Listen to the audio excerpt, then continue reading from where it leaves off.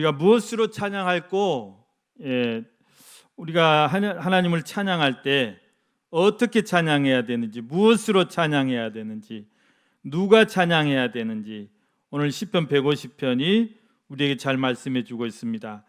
여러분, 오늘 본문 말씀에 보면 150편 3절 5절 말씀에 보면 나팔 소리로 찬양하며 비파와 수금으로 찬양할지어다. 소고 치며 찬양하며 현악과 퉁소로 찬양할지어다. 큰 소리 나는 제금으로 찬양하며 높은 소리 나는 제금으로 찬양할지어다. 이 시편 150편은 구약의 오케스트라예요. 구약의 오케스트라. 그래서 이 찬양의 구성에 대해서 무엇을 가지고 찬양해야 되는가? 첫 번째, 여러분 무엇으로 찬양하라고 말씀합니까? 나팔 소리로 찬양하라 그랬습니다. 나팔 소리로 찬양하며, 여러분 나팔은 구약 시대에 제사장들이 이렇게 양의 뿔로 만들어진 나팔, 양의 뿔을 가지고 나팔을 만들어요.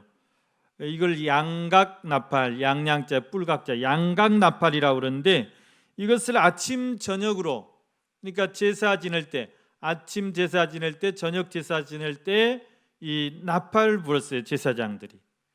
또 행진할 때, 이스라엘 백성이 광야에서 40년 동안 군대 조직 갇혀가지고 늘 이동하고, 또 텐트 치고 수경하고, 또 이제 텐트 걷어서 이동하고 막 이랬잖아요.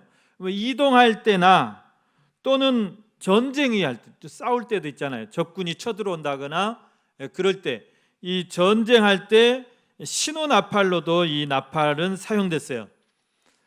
그래서 나팔 소리는 멀리 갑니다. 멀리.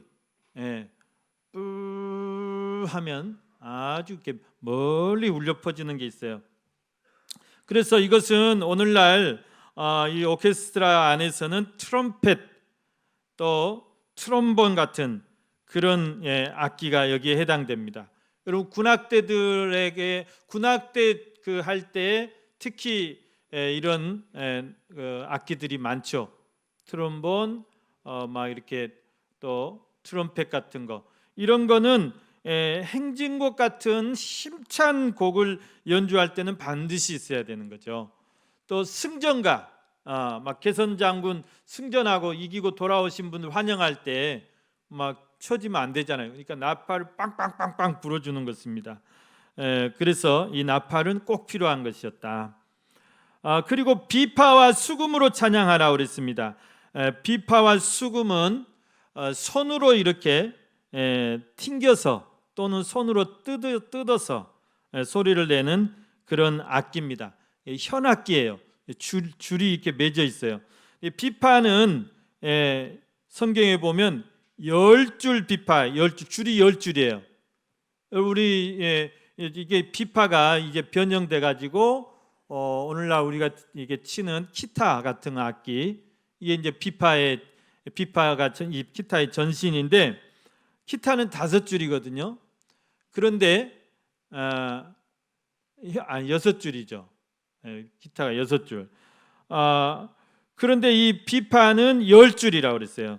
시편 144편 9절 말씀에 그게 나오는데, 하나님이여 내가 주께 새 노래로 노래하며 10줄 비파로 주를 찬양하리이다. 와, 10줄이면 이게 어떻게 연주를 할까 참 그런 이제 10줄 비파가 있었어요. 그래서 이 비파와 또 수금으로, 수금은 뭘 말할까요? 수금은 이제 하프를 말합니다. 하프는 이렇게 항아리처럼 주둥이가 이렇게 생긴 이런 하프도 있고요. 그래서 우리가 갈릴리 호수, 갈릴리 바다를 게네사렛 호수 그렇게 말하는데, 그 게네사렛이라는 말이 그 히브리 말로 하프란 말이에요. 갈릴리 바다가 꼭 하프 모양으로 그렇게 생겼다, 그래서 게네사렛 호수라고 그럽니다. 이 하프는 여러분 우리가 익숙하죠. 비파는 좀 낯설어요. 우리나라에는 비파라는 악기가 그렇게 많이 이렇게 이름이 낯선데, 하프는 유명한 하피스트가 누굽니까? 하프 연주 제일 잘한 사람이 다윗이었어요. 다윗. 전국에서 제일 잘했어요. 그래서 사울 왕이 막 악신이 들려가지고 막 신경쇠약 걸리고 막 그러면 이 음악 치료를 해주죠. 음악 치료할 사람 빨리 뽑아라. 그 이세 아들 다윗이 하프를 그렇게 잘 탄답니다. 다윗은 어떻게 해서 하프를 그렇게 잘 타게 됐습니까? 양 치면서, 아버지 양떼를 치면서 무료하고 할 일 없잖아요. 그러니까 늘 하프를 뜯으면서 하나님을 찬양했죠. 그래서 아주 하프의 대연주가 됐습니다. 이 하프는 흔하지 않은 악기입니다. 그리고 이제 오케스트라를 구성할 때 엄청 이제 대규모 막 60명 이상 되는 그런 오케스트라에 이제 특별한 그 곡을 연주할 때 하프가 들어옵니다. 그래서 하프는 마치 공작새와 같은 그런 우아함과 화려함을 가지고 있는 그런 악기라고 할 수가 있죠. 이런 수금 또 비파 이런 걸로 성경 시대에도 찬양을 했다고 합니다. 여러분, 우리나라로 따지자면 우리나라 국악기 중에서 이런 그 손으로 뜯어서 소리를 내는 게 가야금이고 검은고고, 그렇죠. 그리고 이제 해금 같은 거는 이런 그 활을 이용해 가지고 소리를 내는데, 이런 것들이 다 현악기에 소속이 되게 현악기에 해당이 되겠습니다. 오늘 우리 특송했던 봉헌송했던 이 바이올린, 그리고 이제 원래는 비올라가 들어오는데 비올라도 들어올 수도 있고 세컨 바이올린이 들어올 수도 있습니다. 그리고 첼로, 이렇게 세 가지를 현악 삼중주라고 그러죠. 그러니까 이제 오케스트라에서 가장 기본적인 그리고 가장 중요한 소리를 담당하는 악기들입니다. 이런 것들로 하나님을 찬양했습니다. 또 뭘로 찬양하라고 말씀합니까? 4절 말씀 보면 소고치며 찬양하라 그랬어요. 소고치며. 우리 이제 오늘 장로님들 잠깐 모였는데 나는 뭔 악기인지 모르겠더라 그러시더라고요. 자세히 설명해 드립니다. 이 바이올린 여러분 잘 아시고, 그 다음에 첼로도 첼로는 이제 앉아서 이렇게 하는 거고, 그럼 이제 바이올린과 첼로의 중간 음역을 이렇게 담당하는 비올라라는 악기가 있어요. 우리 소미가 비올라를 지금 배우고 있는데, 비올라는 그래서 바이올린보다는 좀 더 커요. 덩치도 크고 소리는 좀 더 바이올린보다 낮은 그런 소리를 이렇게 내면서 첼로보다는 좀 더 높은 소리네요. 중간쯤의 소리를 담당하고 있는 것이죠. 그리고 이 소고는 어떤 악기냐면, 소고는 여러분 잘 아시죠? 우리가 초등학교에서도 많이 배우고 운동회 때도 많이 하고, 그런데 소고는 이제 탬버린 혹은 작은 북, 손에 들고 치는 작은 북을 말씀합니다. 이 소고도 우리가 익숙해요. 소고도 익숙해요. 우리 주변에도 많고 또 성경에도 소고 치며 춤추며 이렇게 있는데, 출애굽한 이스라엘 백성들이요, 출애굽기 15장 20절을 보면 출애굽한 이스라엘 백성들이 홍해를 맞닥뜨리게 되죠. 그런데 하나님의 놀라운 능력으로 그 홍해를 가르시고 그 바다 한가운데로 길을 만드세요. 하나님께서 그 길로 홍해를 건너죠.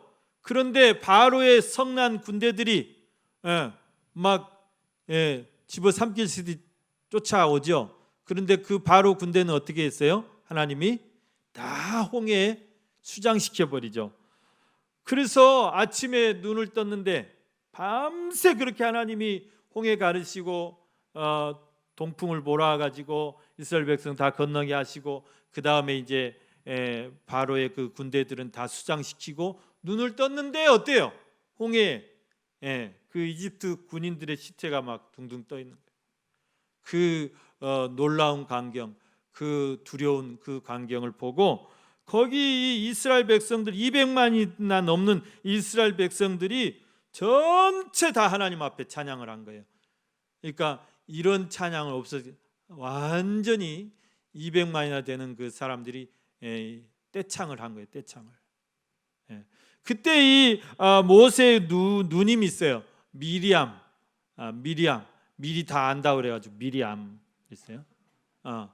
선지자예요. 여선지자. 미리암이 소고를 들고 소고를 잡고 선창을 하면서 나왔어요. 선창을 하면서 홍해를 가르신 하나님을 찬양하라. 그러면 다 같이 찬양하라, 찬양하라, 찬양하라.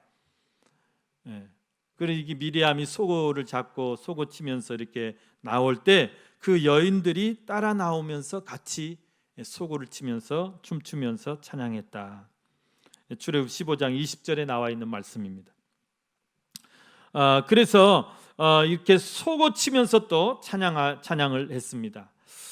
또 뭘로 찬양을 했냐면 현악과 퉁소로 찬양할지어다 그랬습니다.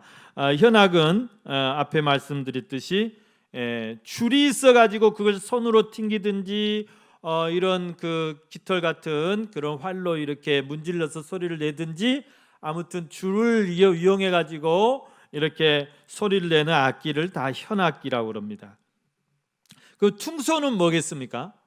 퉁소는 우리가 퉁소도 잘 익숙한 말인데 퉁소는 이런 대나무 같은 거 또 나무 이런 나무 소재 이런 것들을 그 안에가 비어 있잖아요.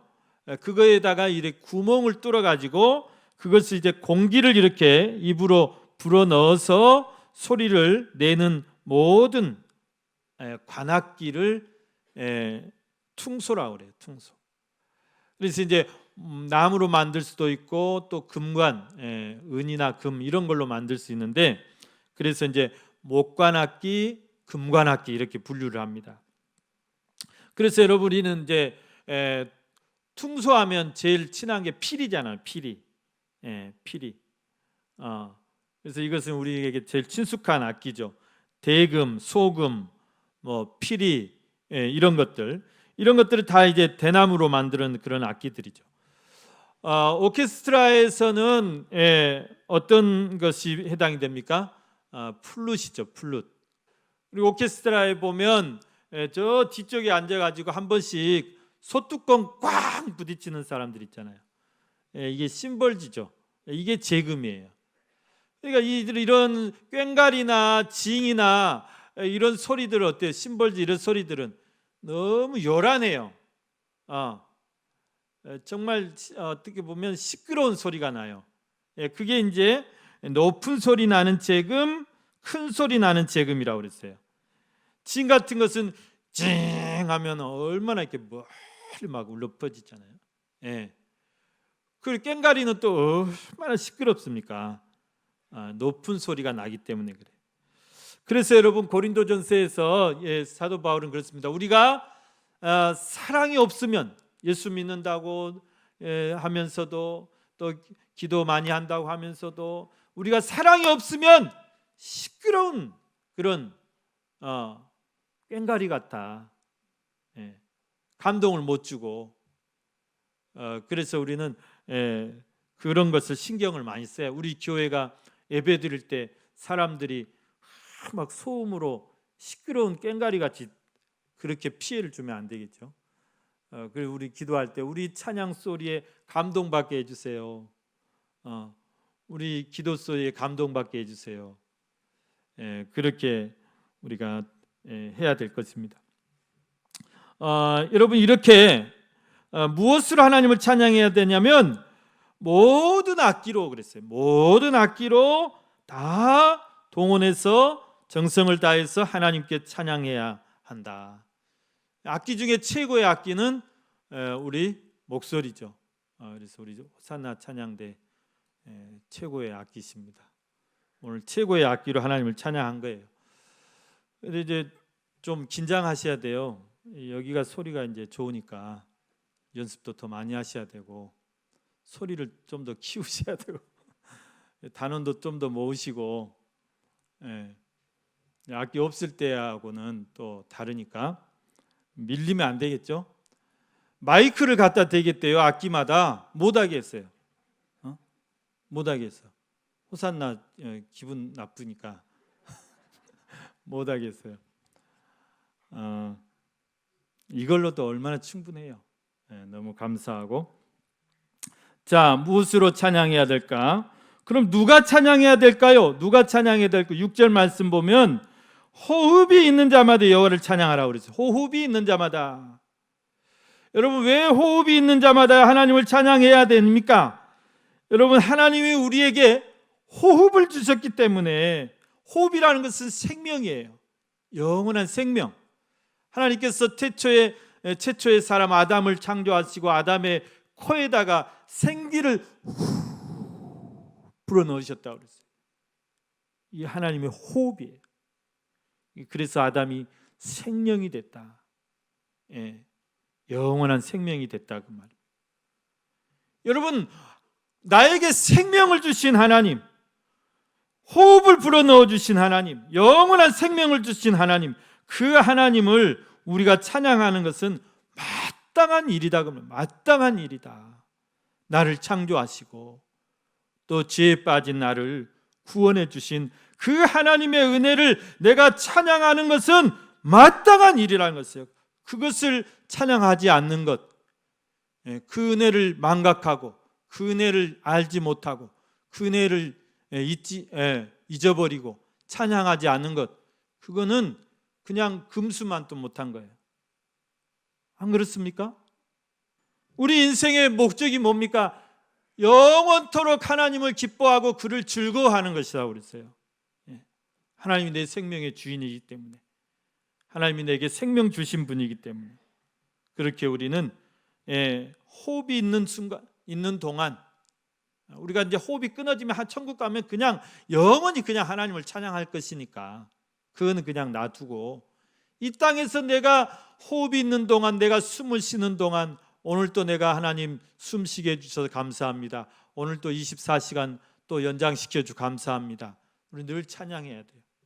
늘 찬양해야 돼요. 시편 33편 1절에 보면 너희 의인들아 여호와를 즐거워하라. 찬송은 정직한 자의 마땅히 할 바로다. 마땅히 할 바로다. 하고 싶으면 하고 하기 싫으면 안 하고, 아니에요. 마땅히 할 바예요. 늘 찬양해요. 만입이 내게 있어도 찬양해야 돼요. 만입이 내게 있어도 우리 다 하나님의 은혜를 찬양할 수가 없어요. 여러분, 우리가 찬양하지 않아도 하나님은 얼마든지 찬양을 받으시는 분이에요. 여러분, 온 우주 만물이 지금 이 시간도 다 하나님을 찬양하고 있어요. 하나님의 영광을 찬양하고 있고, 하나님의 그 위엄을 찬양하고 있고, 하나님의 그 광대하심을 찬양하고 있어요. 여러분, 우주가 이렇게 돌아가고 있잖아요. 이것 우주 다 그 자체가 하나님을 찬양하는 거예요. 그 질서와 조화 속에서 하나님을 찬양하고 있는 거예요. 여러분, 공중의 새들이 그냥 아무 일 않고 그냥 생각 없이 그냥 이렇게 날아다니고 그냥 짹짹거리고 그러는 것 같죠?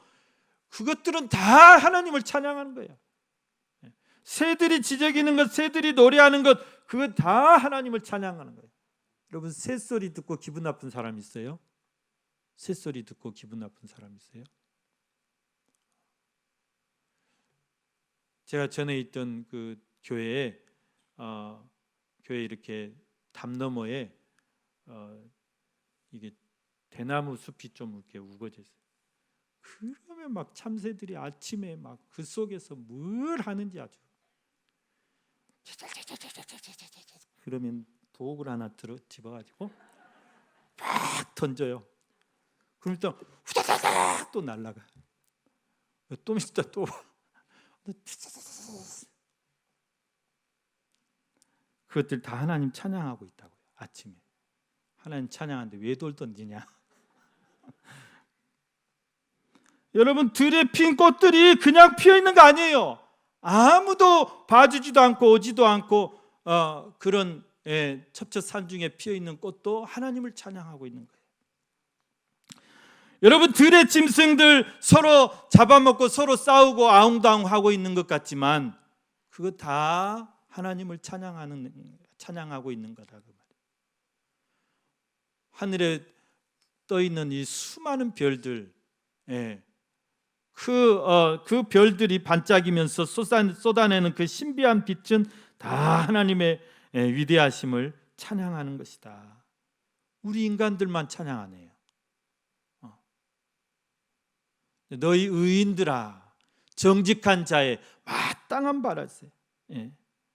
안 믿는 사람들이야 그럴지라도 오늘 우리들은 정말 내 호흡이 있는 순간 우리는 늘 하나님을 찬양해야 돼. 우리가 찬양하지 않으면 하나님은 돌들로도 그냥 영광을 받으시겠다. 돌들로 찬양을 받으시겠대요. 예수님께서 누가복음 19장에 보면 19장 40절을 보면 대답하여 이르시되 내가 너희에게 말하노니 만일 이 사람들이 침묵하면 돌들이 소리 지르리라. 너희가 찬양하지 않으면 돌들로 하나님이 찬양을 받으시겠다는 거예요. 여러분, 찬양은 엄청난 특권입니다. 우리가 하나님 앞에 찬양할 수 있다는 것. 찬양은 곡조를 담은 기도라고 그랬잖아요. 우리가 하나님 앞에 기도할 수 있다는 것은 엄청난 특권이에요. 그래서 찬양도 마찬가지예요. 많이 찬양해야 돼요. 나 같은 죄인을 살리신 주의 놀라워 잃었던 생명 찾았고 광명을 얻었네. 우리가 영원히 부를 노래예요. 여러분, 세 번째, 우리가 무엇을 찬양해야 할까요? 무엇을 찬양해야 할까요? 하나님의 위대하심을 찬양하라고 말씀하고 있습니다. 여러분, 2절 말씀 보면 그의 능하신 행동을 찬양하며 그의 지극히 위대하심을 따라 찬양할지어다. 여러분, 하나님의 위대하심, 하나님의 위대하심은 우리가 측량할 수가 없어요. 측량할 수가 없어요. 시편 145편 3절 말씀에 보면 여호와는 위대하시니 크게 찬양할 것이라 그의 위대하심을 측량하지 못하리로다 그랬어요. 여호와는 위대하시우며 여호와는 위대하시다. 우리가 감히 측량할 수가 없어요. 우리가 그 위대하심을 다 찬양하지도 못해요. 그래서 만입이 있어도 우리는 늘 그 입 다 가지고 우리 주님을 찬양해야 되는 것입니다. 또 무엇을 우리가 찬양해야 됩니까? 하나님의 그 영광을 찬양해야 돼요. 영광을 찬양해야 돼요. 1절 말씀 보면 할렐루야 그의 성소에서 하나님을 찬양하며 그의 권능의 궁창에서 그를 찬양할지어다. 하나님의 영광을 우리가 늘 선포하고 찬양해야 됩니다. 우리가 안 하면 뺏겨요. 새들에게 뺏기고 들짐승한테 뺏기고 하늘의 별들에게 뺏기고. 여러분, 그 축복을 누리실 수 있기를 바랍니다. 아무튼 모든 영광을 하나님께 올려드리고 앞으로 우리 교회가 더욱 하나님을 향한 찬양의 수준도 높아지고 또 더 풍성해져서 모든 우리 하나님 앞에 영광을 최고의 영광을 돌려드리고 우리 성도님들에게는 정말 풍성한 그런 은혜가 있으시기를 주님의 이름으로 간절히 축원합니다.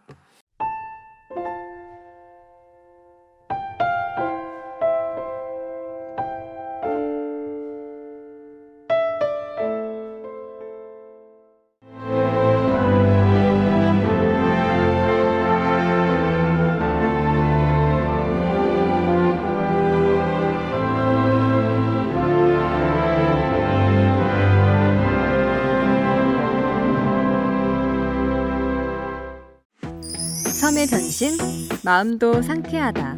보라색 여행. 마음이 설레는 노란색 여행. 또 다른 나를 발견하는 주홍색 여행. 신안군.